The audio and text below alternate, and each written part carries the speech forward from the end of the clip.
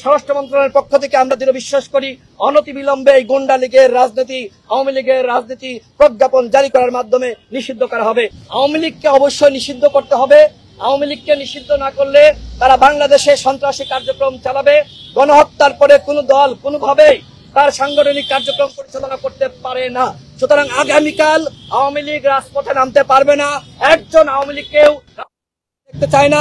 এ কারণে বিপ্লবী ছাত্র জনতাকে বলবো, আগামীকাল প্রত্যেকটা পাড়া মহল্লায়, প্রত্যেকটা শহরে, প্রত্যেকটা স্কুল কলেজের সামনে আপনারা আগে যেভাবে অংশ নিয়েছিলেন সেইভাবে আপনারা প্রস্তুত থাকবেন। আওয়ামী লীগের রাজনীতি জনগণের পক্ষ থেকে নিষিদ্ধ ঘোষণা করা হলো। আমরা যে 8 দফা দাবি জানিয়েছি, আমাদের এই 8 দফা দাবি স্বরাষ্ট্র উপদেষ্টা তিনি মেনে নিয়েছেন এবং তিনি বলেছেন পর্যায়ক্রমে আমাদের প্রত্যেকটা দাবি তিনি বাস্তবায়ন করবেন। আমরা আরেকটি দাবি জানিয়েছি, যেহেতু র্যাবের বিরুদ্ধে অভিযোগ, র্যাবের নাম পরিবর্তন করতে হবে। আমাদেরকে আশ্বস্ত করা হয়েছে অনতিবিলম্বে র্যাবের নাম পরিবর্তন করা হবে এবং পুলিশের গায়ে, র্যাবের গায়ে বা আইন শৃঙ্খলা রক্ষাকারী বাহিনী যারাই নতুন নামে বা পুরাতন নামে থাকুক তাদের গায়ে বডি ক্যামেরা ফিট করতে হবে। সেই বিষয়টি আমরা জানিয়েছি, আমাদেরকে আশ্বস্ত করা হয়েছে। 18 সালের কোটা সংস্কার আন্দোলনের বীজ আমরা বপন করেছিলাম।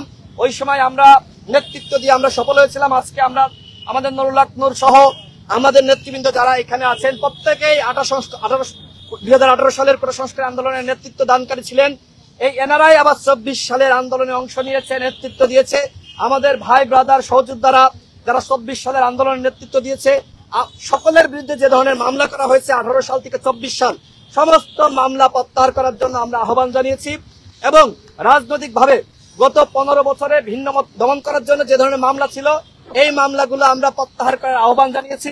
স্বরাষ্ট্র উপদেষ্টা আমাদেরকে আশ্বস্ত করেছে যে এই মামলাগুলো অনতিবিলম্বে তিনি প্রত্যাহার করবেন এবং ইতিমধ্যে তিনি আমাদেরকে জানিয়েছেন, আমরা জানতে চেয়েছি শতাংশ পুলিশ কাজে যোগদান করেছে। আমাদেরকে তিনি বলেছেন যে প্রায় 90% পুলিশ কাজে যোগদান করেছে। তিনি আমাদেরকে আহ্বান জানিয়েছেন যে সন্ত্রাসীদেরকে আপনারা যেখানেই পান আমাদেরকে জানাবেন।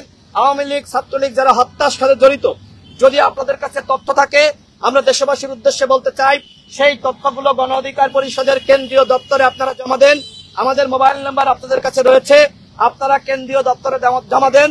আমরা সেই সকল গুন্ডাদেরকে ধরতে আমরা স্বরাষ্ট্র উপদেষ্টাকে সহযোগিতা করব। তিনি বলেছেন তাকে সহযোগিতা করার জন্য গণ অধিকার পরিষদের পক্ষ থেকে আমরা অবশ্যই এই অন্তর্বর্তীকালীন সরকারকে সহযোগিতা করব।